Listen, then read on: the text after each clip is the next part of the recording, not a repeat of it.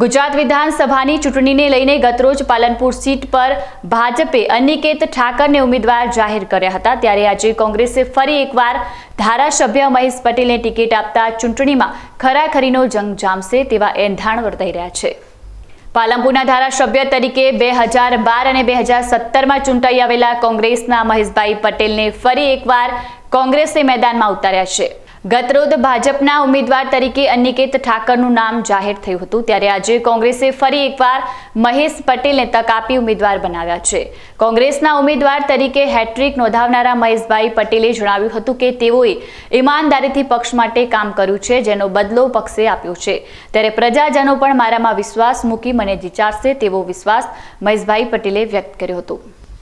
બનાસકાંઠા જિલ્લા મુખ્યાલય પાલનપુર વિધાનસભા બેઠક પર કોંગ્રેસમાંથી 2 વખત ધારાસભ્ય લડી ચૂકેલા મહેશભાઈ પટેલ આજે ત્રીજી વખત કોંગ્રેસમાંથી ચૂંટણી લડવા જશે। મહેશભાઈ, શું કહેશો? આજે ત્રીજી વખત હેટ્રિક મારવા માટે જઈ રહ્યા? ચોક્કસથી મારા પાલનપુર મત વિસ્તારની અંદર સતત 2 ટર્મથી હું ધારાસભ્ય છું। મને મારા મતદારોએ જ્યારે 92,000 વોટથી મને 2017ની અંદર મત મળ્યા હતા।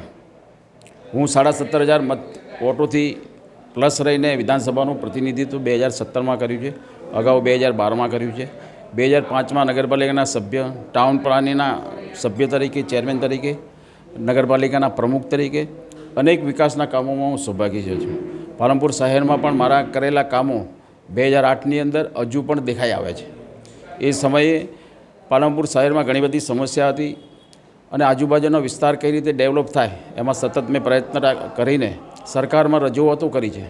આજે આપ જોઈ રહ્યો છો કે પાલનપુરની અંદર ઘણો બધો ડેવલપિંગ થઈ રહ્યું છે, પણ આવનારા સમયમાં મુશ્કેલીઓ પડવાનું કારણ મુખ્ય હોય તો પાલનપુર નગરપાલિકા હોય।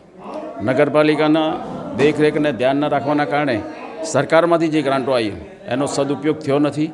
અને આપે જોયું કે હમણાં જ પણ નિવેદન વજુભાઈએ રાજ્યપાલ હતા એમને આપ્યું છે કે મોરબીની અંદર બ્રિજ હોનારત બની, એમાં એમને પણ કહ્યું કે સરકારની કોઈ જવાબદારી નથી, નગરપાલિકા હાથમાં નગરપાલિકાએ કામ આપ્યું છે। એ આપણે જોઈ રહ્યા કે દુઃખદ ઘટના બની છે, એ પણ એવી સમસ્યાઓ ન બને એના માટે સરકારે પણ ધ્યાન રાખવું જોઈએ। મહેશભાઈ પટેલ ભાજપના સંપર્કમાં છે, ચર્ચાઓ કેટલા સમયથી ચાલતી હતી, ટિકિટ મળશે કે નહીં એ પણ વાત હતી, આજે તમને ટિકિટ મળી છે? હું કોંગ્રેસ પાર્ટીમાં પ્રમાણિકતાથી રહ્યો છું। ધારાસભ્ય તરીકે મારા સાથી ધારાસભ્ય હોય, અમુકના એમના વિચારો અલગ અલગ હોય, કોઈ લાલચ આપવામાં આવે તો એ મિત્રો પણ ગયા હશે, મારી જોડે હશે।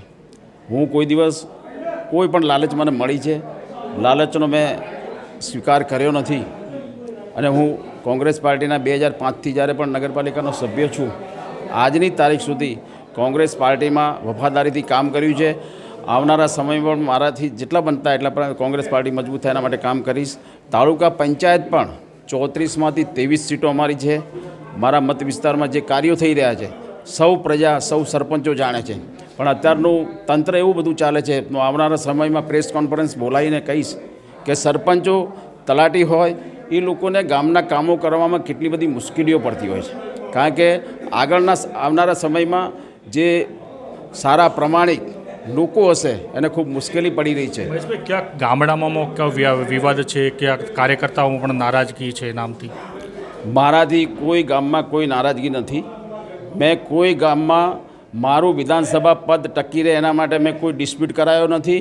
મારા તાલુકામાં હું ઉપરવાળા ભગવાનનો આભાર માનું છું, એમના આશીર્વાદ છે કે મારા તાલુકામાં કોઈ એટલો ફક્ત કોરોના સમયમાં જે મુશ્કેલી લોકોને પડી એ સિવાય કોઈ ગંભીર બનાવ પણ મારા વિસ્તારમાં બન્યો નથી, એટલે મારા ઉપર ઉપકાર છે ભગવાનનો। ત્રીજી વખત હેટ્રિક મારવા જઈ રહ્યા છો, શું કહેશો? ચોક્કસથી મારા મત વિસ્તારના લોકોએ જે 92,000 મત મને મળ્યા હતા એનાથી સવિશેષ આ વખતે મળશે, અને એ વિશ્વાસને હું ટકાવી રાખીશ અને પાલનપુર તાલુકા અને વિસ્તારનો વિકાસ થાય એમાં હું મારાથી પૂરેપૂરો સમય આપી લોકોના પ્રશ્નો ઉકેલવા પ્રયત્ન કરીશ। ખાસ કરીને એ વાત કરવી છે, અમને મત આપ્યા પછી આ વિસ્તારના કોઈ જાગૃત લોકોએ જ્યારે અત્યારે સમય આવશે ત્યારે મીડિયા ઉપર પણ કહેશે કે મહેશ પટેલ દેખાણા નથી, પણ મહેશ પટેલની ઓફિસ પાલનપુરના વચ્ચોવચ્ચ 24 કલાક ઓફિસ ચાલુ છે, અને મને કોઈ એક વ્યક્તિ પણ નહીં મળે કે મહેશ પટેલને મેં ફોન કર્યો મારા જોડે વાત નથી કરી। ત્રીજી વખત પાલનપુર વિધાનસભા બેઠક પર કોંગ્રેસમાંથી મહેશભાઈ ચૂંટણી લડવા જઈ રહ્યા છે. પાટીદાર સામાજિક જે વર્ચસ્વ જે પાલનપુર બેઠક પર છે ત્યારે હેટ્રિક લડવા માટે આજે સમર્થકોમાં પણ એક ખુશી જોવા મળી રહી છે. કેમેરામેન વિશાલ ગોહિલ સાથે Vinod Sundesa, BK news channel, Palanpur.